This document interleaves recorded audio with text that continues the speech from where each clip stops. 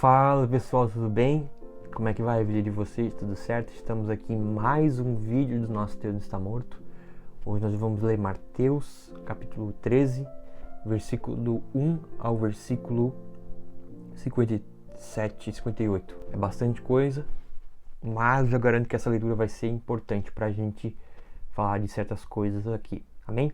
Vamos lá. A parábola do semeador. Naquele mesmo dia, saindo Jesus de casa, assentou-se à beira-mar, e grandes multidões se reuniam perto dele, de modo que entrou num barco e se assentou, e toda a multidão estava em pé na praia. Ele de muitas coisas lhes falou por parábolas e dizia: Eis que o semeador saiu para semear, e ao semear uma parte caiu à beira do caminho, e vindo as aves a comeram. A outra parte caiu em solo rochoso, onde a terra era pouca, e logo nasceu, visto não ser profunda a terra. Saindo, porém, o sol a queimou e, porque não tinha raiz, secou-se.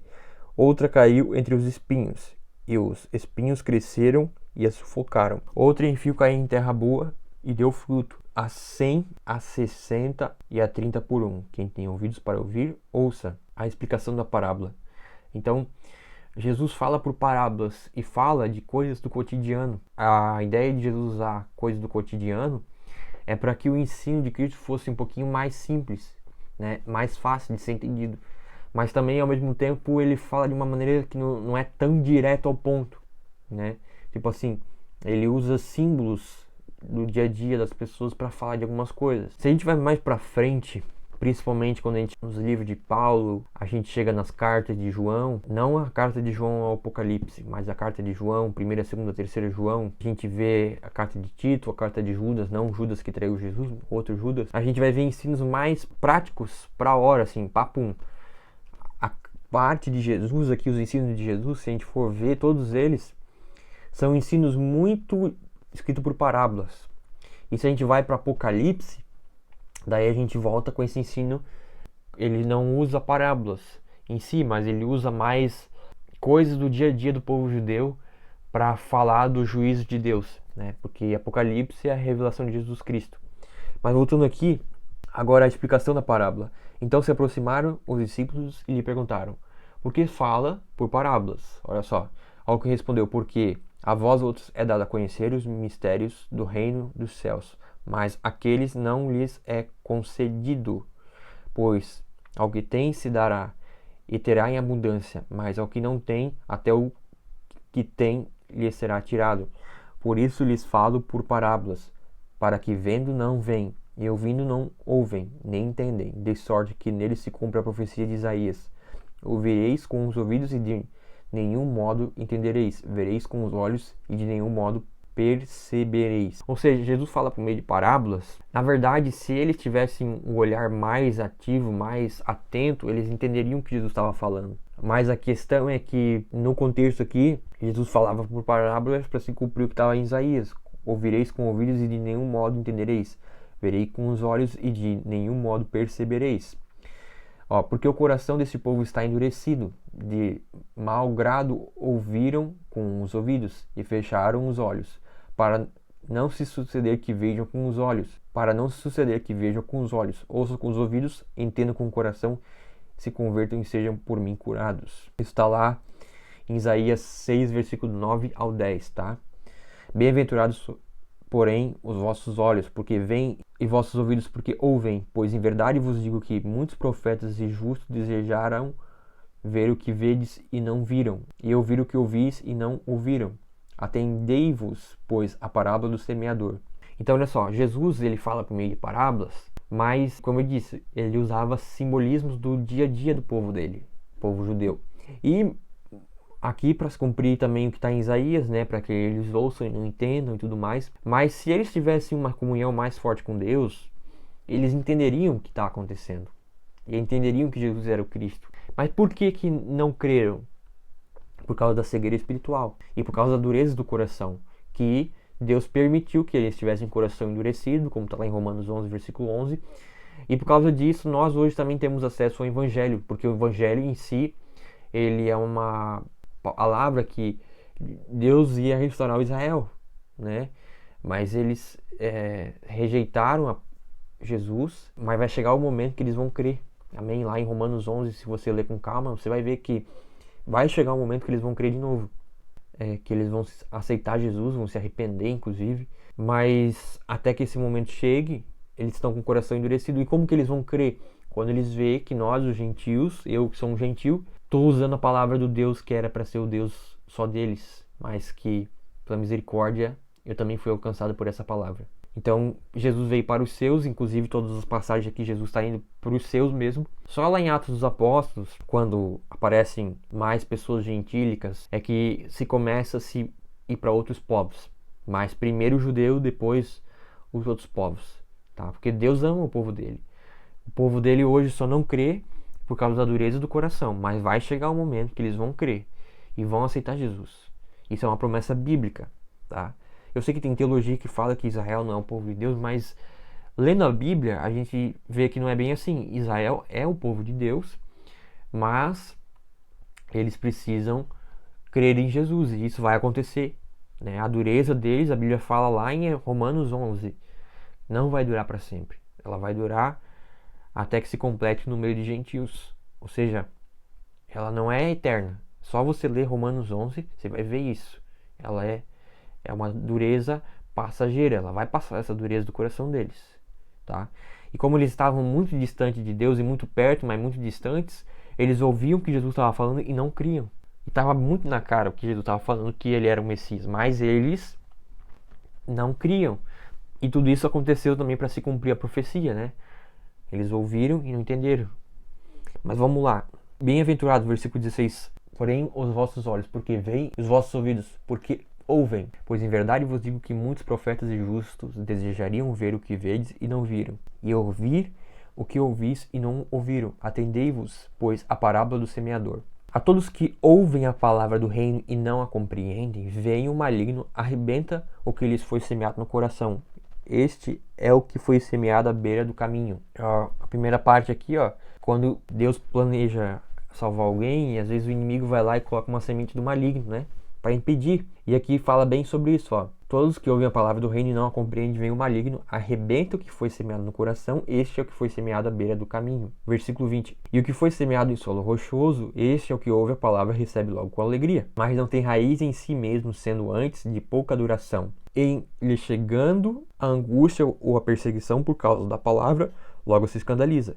É aquele tipo de pessoa que ouviu o evangelho, mas vem uma perseguição, uma situação ruim, e a pessoa para, né? Porque não teve raiz. O que foi semeado entre os espinhos é o que ouve a palavra, porém os cuidados do mundo e a fascinação das riquezas sufocam a palavra e fica infrutífera.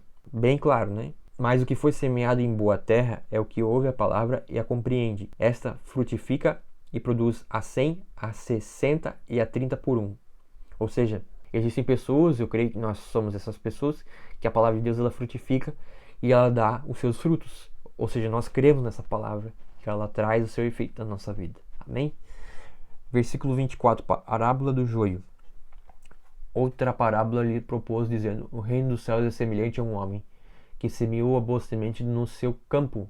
Mas enquanto os homens dormiam, veio o inimigo dele, semeou o joio no meio do trigo e retirou-se. E quando a erva cresceu e produziu fruto, apareceu também o joio. Então, vindo os servos do dono da casa, lhe disseram: Senhor, não semeaste boa semente no teu campo? De onde vem, pois, o joio? Ele, porém, lhe respondeu: o inimigo fez isso. Mas os servos lhe perguntaram: quereis que vamos e arranquemos o joio? Pausa até aqui para se entender. Deus, ele coloca a palavra dele, amém? E ele usa os profetas, as pessoas de Deus, para levar a palavra dele. Só que veio o inimigo e semeou o joio. Né? Isso acontece desde o começo, desde a fundação da igreja até hoje. O joio é semeado. Os inimigos de Deus são semeados. Só que veja o que fala aqui no versículo 28, 29 e 28. Ele, porém, lhe respondeu: o inimigo fez isso. Mas os servos lhe perguntaram: queres que vamos e arranquemos o joio? Versículo 29. Não, replicou ele, para que, ao separar o joio, não arranqueis também com ele o trigo. Ou seja, há pessoas que acham que têm o dever de fazer essa podação para Deus, que acham que elas é que vão separar o joio do trigo. Mas veja, não é a gente que vai fazer isso, é Deus que vai fazer isso. Nós somos servos de Deus, amém? E nós vamos até um certo nível. Mas Deus diz aqui no versículo 29 que, não, replicou ele, para que ao semear o joio não arranqueis também com ele o trigo. Deixai-os crescer junto até a colheita. E no tempo da colheita direi aos ceifeiros: ajuntai primeiro o joio, atai em feixes para ser queimado, mas o trigo recolhei-o no meu celeiro. Ou seja, a gente tem que tomar cuidado quando a gente vai julgar as pessoas, para a gente não estar acabando com ovelhas que são do Senhor, entendeu? Então assim, ó, é com o Senhor que vai ficar o julgamento. É Ele que vai separar o joio do trigo. Ele que vai colocar o trigo no seu lado e o joio no seu lado. Joio e trigo são muito parecidos na sua essência, mas o que está dentro é diferente. E é isso que Deus vai pensar. E é isso que Deus vai pesar. O externo vai passar, mas o que está dentro é o que importa. Por isso que nós devemos ter o nosso coração em Deus, para que a gente não seja aqueles que estão perdidão, entendeu? A parábola do grão de mostarda. Olha só, outra parábola lhe propôs dizendo: o reino dos céus é semelhante a um grão de mostarda que um homem tomou e plantou no seu campo, o qual é, na verdade, a menor de todas as sementes, e crescida é maior do que as hortaliças, e se fez árvore, de modo que as aves do céu vêm aninhar-se nos seus ramos. Olha só, então o reino dos céus, ele é um reino que nos traz descanso. Até as aves vêm se descansar nesse local, né? Versículo 33. Então olha só, versículo 32 ali. De modo que as aves do céu vêm aninhar-se nos seus ramos. Ou seja, as aves de Deus, elas vêm descansar nos ramos do reino. Ou seja, na árvore do reino. Então o reino de Deus, as coisas de Deus, elas nos trazem descanso. Tá? Então se você não está descansando, mesmo ouvindo a palavra de Deus, é sinal que a tua esperança está em alguma coisa diferente daquilo que está escrito na Escritura. Jesus é a nossa esperança, Cristo é a nossa esperança. E se a gente tem qualquer coisa a mais que isso como esperança, isso nos frustra e faz com que a gente não usufrua da árvore da vida. Amém? Glória a Deus. A parábola do fermento, versículo 33. Disse-lhes outra parábola: o reino dos céus é semelhante ao fermento que uma mulher tomou e cresceu em 3 medidas de farinha, até ficar tudo levedado. Ou seja, o reino de Deus, ele cresce. Então Deus usa parábolas, Jesus usa parábolas da estação deles ali para contar os segredos de Deus. E o reino de Deus, ele é isso, ele é um fermento. O fermento era um material comum na época deles. Amém? Porque Jesus falou por parábolas? Todas essas coisas, disse Jesus às multidões por parábolas, e sem parábolas nada lhes dizia, para que se cumprisse o que foi dito por intermédio do profeta. Abrirei em parábolas a minha boca, publicarei coisas ocultas desde a criação do mundo. Isso está lá em Salmo 78, versículo 2. Abrirei os lábios em parábolas e publicarei enigmas dos tempos antigos. Salmo 78, versículo 2. Então Jesus, ele vai citando toda a Torá, toda a lei de Moisés nos seus ensinos, mas ele só dá uma reinterpretação da lei. Mas ele não traz mudança de, tipo assim, no sentido de aniquilação de lei, tá? Então isso a gente vai ver mais pra frente. Jesus, ele não abole a lei, ele não exclui a lei, mas ele traz o sentido completo da lei. Então ele reinterpreta o que precisa ser reinterpretado. E quando vem os outros apóstolos, como Paulo, eles trazem o resto dos ensinos que faltava ali, para isso ser completo. Tipo assim, algumas coisas que Jesus não falou, Paulo vai entrar com mais profundidade, principalmente quando vai tratar de casamento, vai tratar de gentios e judeus e tudo mais. Amém? Mas voltando aqui ao assunto aqui, que é o que nós estamos aqui estudando, a explicação da parábola do joio. Então, despedindo as multidões, foi Jesus para casa, e chegando-se a ele, os seus discípulos disseram: explica-nos a parábola do joio do campo. E, versículo 37, e ele respondeu: o que semeia a boa semente é o filho do homem. O campo é o mundo, a boa semente são os filhos do reino, o joio são os filhos do maligno.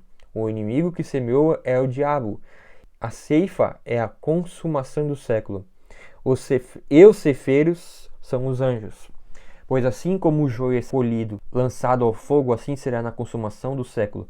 Mandará o Filho do Homem os seus anjos, que ajuntarão do seu reino todos os escândalos e os que praticam iniquidade, e o lançarão na fornalha acesa. Ali haverá choro e ranger de dentes. Então os justos resplandecerão como o sol, no reino de seu Pai. Quem tem ouvidos para ouvir, ouça. A parábola do tesouro escondido, versículo 44. O reino dos céus é semelhante a um tesouro oculto no campo, o qual certo homem, tendo achado, escondeu, e transbordante de alegria vai e vende tudo que tem e compra aquele campo. Ou seja, as pessoas, por causa do reino de Deus, largavam tudo para seguir Cristo.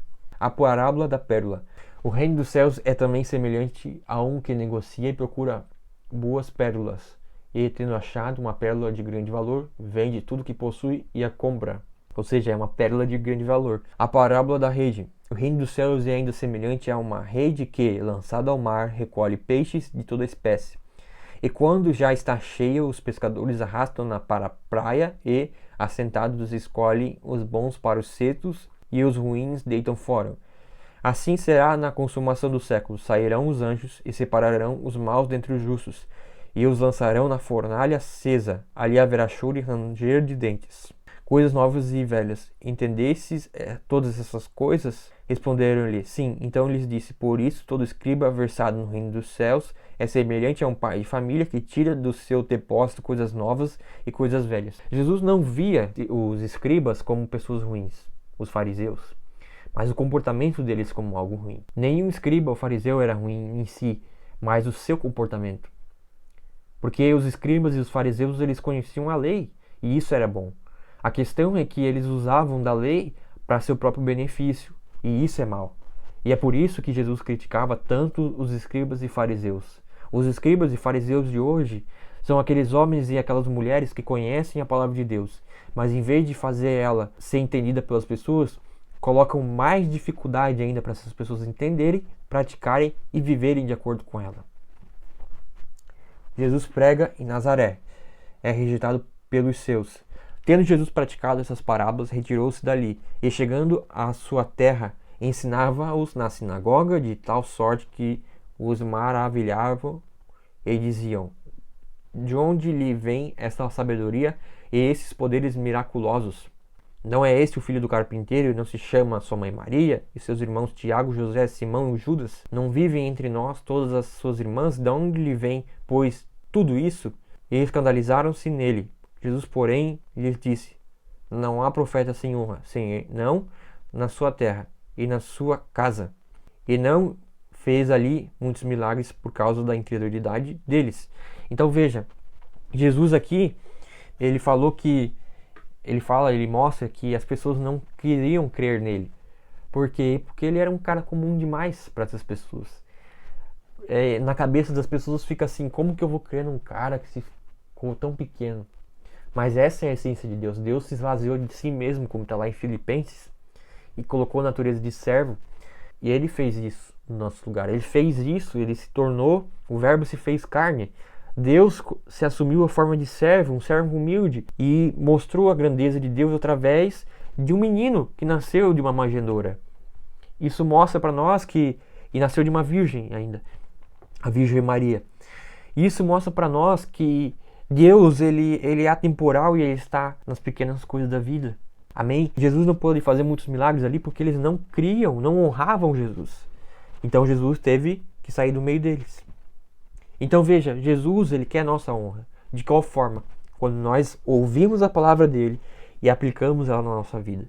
Jesus quer isso, quer que eu leia a Bíblia, quer que você leia a sua Bíblia na sua casa e nós juntos possamos praticar aquilo que nós estamos lendo, amém? E não ficar só na teoria, porque a teoria, assim como você sabe muita coisa de teologia, mas eu não coloco nada daquilo em prática, isso vai se transformando em muita coisa na nossa cabeça e isso não vai servir de nada se a gente não colocar isso em prática, entendeu? Ver a palavra de Deus é importante, Jesus ensina isso. Por exemplo, ler vários livros é muito importante, você tem que ler, você tem que estudar as coisas, você tem que ter conhecimento das coisas. Você não pode ser qualquer um da sociedade, você deve ser uma pessoa letrada que busca conhecimento, sabedoria e discernimento espiritual para todas as coisas da sua vida.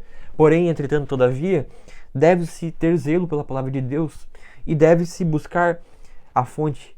Amém? Glória a Deus. Então eu quero orar com você, em nome de Jesus, para que nós possamos ser homens e mulheres de Deus, ainda mais parecidos com Cristo Jesus e mais parecidos com Ele, para que a gente possa dizer para as pessoas, seja meu imitador como eu sou de Cristo, amém? Porque Ele nos fez novas criaturas nele, amém? Para que a gente fosse pessoas novas nele, amém? Para que a gente resplandecesse a glória de Deus, aonde quer que a gente estiver, amém? Deus Pai, em nome de Jesus, obrigado por essa pessoa, Pai. Que essa pessoa, assim como eu, nós possamos ler a palavra e praticar a Bíblia como ela está aqui, Pai. Em nome de Jesus. Nós somos pessoas que não eram dignas desse amor, mas o Senhor nos alcançou.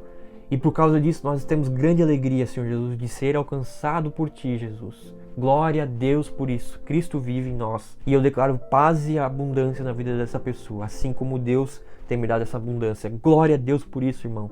Em nome de Jesus. Amém e amém. Valeu, galera.